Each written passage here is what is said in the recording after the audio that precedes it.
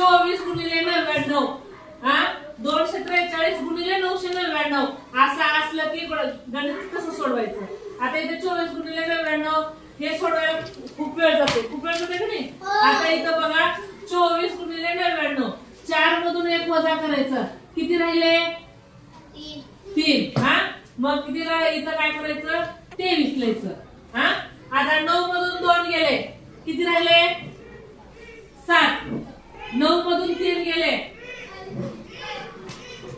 6 आलं का 2376 बघा 2376. आता आपण 243 गुणिले 999 करू हा.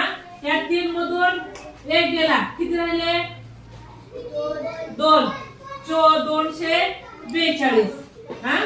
आता 9 मधून 2 गेले 9 मधून 4 गेले आणि 9 मधून 2 गेले 9 मधून 2 गेले पटकन सांगा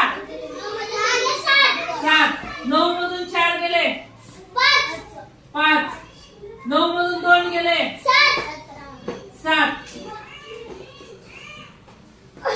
2,42,757. समजलं का